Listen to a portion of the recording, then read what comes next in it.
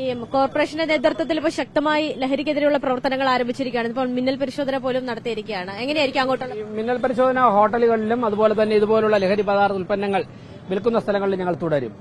വളരെ വ്യാപകമായിട്ട് ഞങ്ങൾ അതിന്റെയൊക്കെ തന്നെ തയ്യാറെടുപ്പിലായിരുന്നു കഴിഞ്ഞ കുറേ ദിവസം. കൃത്യമായുള്ള വിവരം ലഭിച്ചതിന്റെ അടിസ്ഥാനത്തിലാണ് പോകുന്നത്. ഇന്ന് പോയ എല്ലാ സ്ഥലത്തുനിന്ന് ലോഡ് കണക്കിനാണ് കിട്ടിയിട്ടുള്ളത്. അപ്പോൾ ലോട്ടറി കടകളുടെയൊക്കെ മറവിൽ ഇതുപോലുള്ള ലഹരി ഉൽപ്പന്നങ്ങൾ വിൽക്കുന്നുണ്ട്. Town planning standing committee chairman Shri Pattoor രാധാകൃഷ്ണന്റെ നേതൃത്വത്തിലാണ് ഇന്ന് ഉദ്യോഗസ്ഥർ ഇറങ്ങിയിട്ടുള്ളത്. കൃത്യമായ വിവരം ടൗൺ പ്ലാനിംഗ് കമ്മിറ്റി കിട്ടിയിട്ടുണ്ട്. അതിന്റെ അടിസ്ഥാനത്തിൽ മുഴുവൻ വിവരങ്ങൾ ലഭിച്ചതിന്റെ അടിസ്ഥാനത്തിലാണ് ഇറങ്ങുന്നത്. പ്രത്യേകിച്ച് സ്കൂൾ തുറക്കുന്ന സാഹചര്യത്തിൽ കുട്ടികളെയൊക്കെ തന്നെ ലഹരി വിൽപ്പനയുടെ ഉപകരണങ്ങളാക്കി മാറ്റുവാനുള്ള വലിയ ആലോചന നടക്കുന്നു, ഗൂഢാലോചന. അത് അവസാനിപ്പിക്കും. ഇതേ എല്ലാ സ്ഥലങ്ങളിലും വാർഡൊന്നുമില്ല. തിരുവനന്തപുരം കോർപ്പറേഷനകത്തുള്ള എല്ലാ സ്ഥലങ്ങളിലും ഇന്ന് പരമാവധി ചെയ്യും. അടുത്ത ദിവസങ്ങളിലൊക്കെ ഇത് തുടരും. ഒരൊറ്റ കടകളിൽ പോലും കുട്ടികളെ വഴിതെറ്റിക്കുന്ന പ്രത്യേകിച്ചും അത് നമ്മൾ പ്രധാനമായിട്ട് ഞങ്ങൾ കേന്ദ്രീകരിക്കുന്നുണ്ട്. ലഹരി ഉൽപ്പന്നങ്ങൾ വിൽക്കാൻ സമ്മതിക്കുകയില്ല. നിരോധിത പുകയില ഉൽപ്പന്നങ്ങളൊക്കെ തന്നെ ആ കടകൾ ഉൾപ്പെടെ ഞങ്ങൾ പൊളിച്ചു മാറ്റും.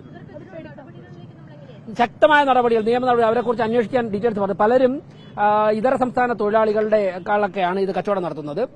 ഒരു കോംപ്രമൈസും ഇല്ല. അവർക്കെതിരെ ശക്തമായ നടപടി സ്വീകരിക്കും. അതോടൊപ്പം തന്നെ ഇതെല്ലാം ഞങ്ങൾ ശേഖരിക്കും. ഈ കടകളൊക്കെ തന്നെ കോർപ്പറേഷൻ ട്രാക്കിലെടുത്തുകൊണ്ട് പോവുകയാണ്. ഓക്കെ.